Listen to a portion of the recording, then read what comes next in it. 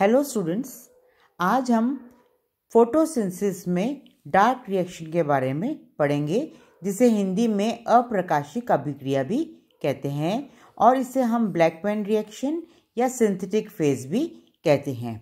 इस dark reaction के अंदर 3 तरह के पाथवेज हैं। पहला है केल्विन साइकिल, जिसे हम C3 साइकिल भी कहते हैं। दूसरा है हैच एंड स्लेक साइकिल या HS के पाथवे, जिसे C4 साइकिल भी कहा जाता है। तीसरा है CAM साइकिल, मतलब क्रेसुलेशन एसिड मेटाबॉलिज्म साइकिल। आपके कोर्स में C3 साइकिल और HS के पाथवे मतलब C4 साइकिल 2 हैं। आज स्टार्ट करते हैं हम केल्विन साइकिल, जिसे C3 साइकिल भी कहते हैं। ये एग्जाम में क्वेश्चन पूछ लिया जाता है कि C3 साइकिल इसे क्यों कहते हैं। C3 साइकिल इसे इसलिए कहते हैं कि इस साइकिल के अंदर जो पहला स्टेबल प्रोडक्ट है वो है PGA, यानी 3 कार्बन कंपाउंड से बना हुआ है, जिसे हम कहते हैं फॉस्फोग्लिसरिक एसिड। इस केल्विन साइकिल को डिस्कवर करने के लिए केल्विन और बेंसन ने आइसोटोपिक कार्बन C14 का यूज़ किया। नॉर्मल कार्बन कितनी होती है C12, या आइसोटोपिक कार्बन C14 को यूज़ में लिया और उसके द्वारा जो साइकिल के अंदर डिफरेंट प्रोडक्ट्स का फॉर्मेशन होता है उसकी डिस्कवरी करी। और इस साइकिल को डिस्कवर करने के लिए केल्विन और बेंसन को नोबेल पुरस्कार दिया गया। केल्विन और उसके सहयोगियों ने 2 एल्गी, क्लोरेला और सिंडेस्मस को अपने एक्सपेरिमेंट्स में यूज़ किया और ये जो साइकिल में क्या क्या प्रोडक्ट्स फॉर्मेशन होते हैं उसके बारे में बताया। उन्होंने ये 2 शैवाल इसलिए चुने क्योंकि इनकी तेज़ी से वृद्धि होती है, ये बहुत जल्दी डिवाइड करते हैं। दूसरा, संपूर्ण पादप यानी क्लोरेला और सिंडेस्मस का ये जो शैवाल हैं, इनका क्लोरोप्लास्ट जो है वो एकल क्लोरोप्लास्ट के भांति व्यवहार करता है।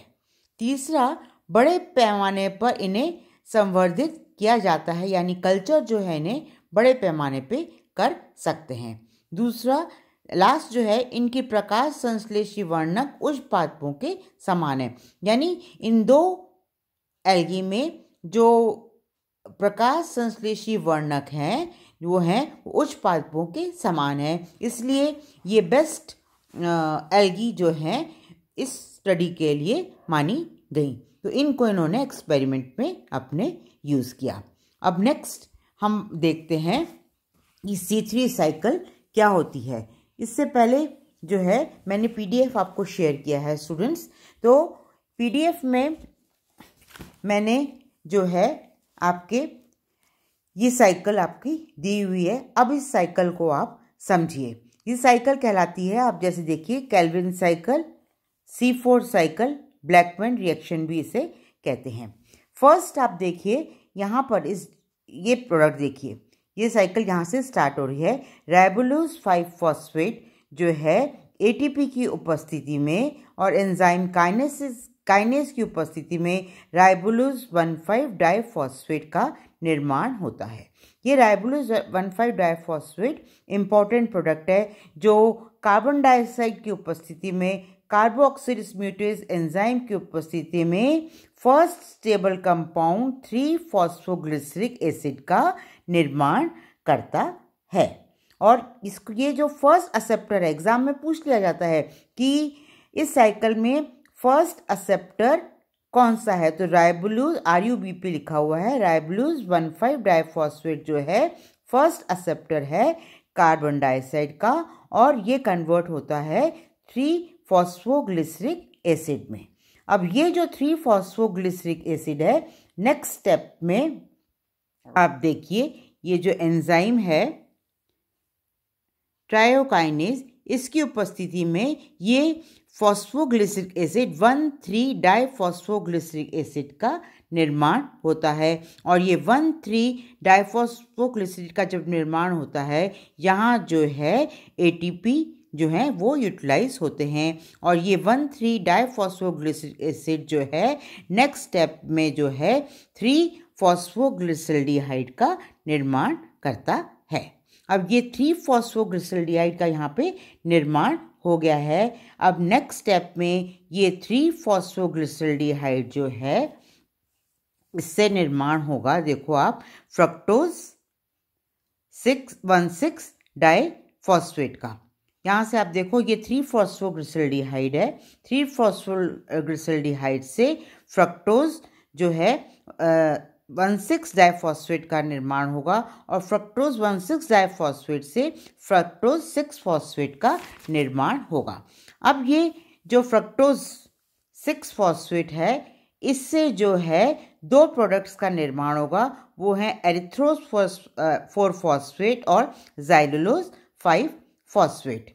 नेक्स्ट स्टेप में जो है, और ये जो निर्माण होगा किसका, एरिथ्रोज 4 फॉस्फेट का और ज़ाइलुलोज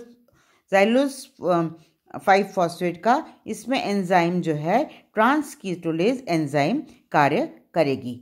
नेक्स्ट स्टेप में ये एरिथ्रोज 4 फॉस्फेट और डाइहाइड्रोऑक्सीएस्टोन फॉस्फेट जो है ये मिलके जो है सीडोहेप्टुलोज 17 डाइफॉस्फेट का निर्माण करेंगे, जो सीडोहेप्टुलोज 7 फॉस्फेट में कन्वर्टेड हो जाएगा। तो ये हुआ आपका सीडोहेप्टुलोज 17 डाइफॉस्फेट से सीडोहेप्टुलोज 7 फॉस्फेट का निर्माण हुआ है।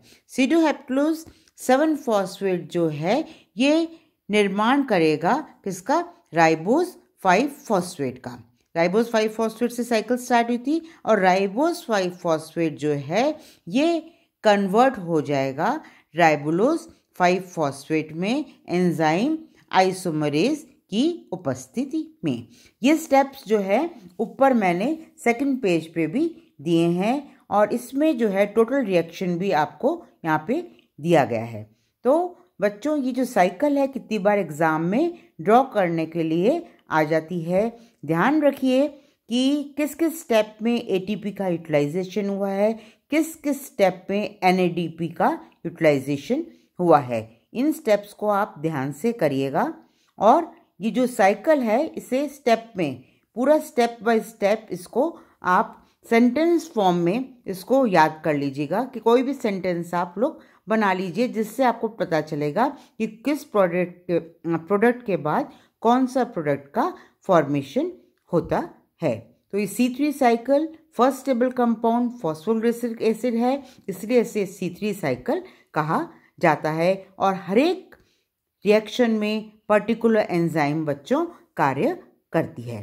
तो ये तो हुआ C3 साइकिल और इस साइकिल के लिए केल्विन और इसके सहयोगियों को नोबेल पुरस्कार दिया गया था।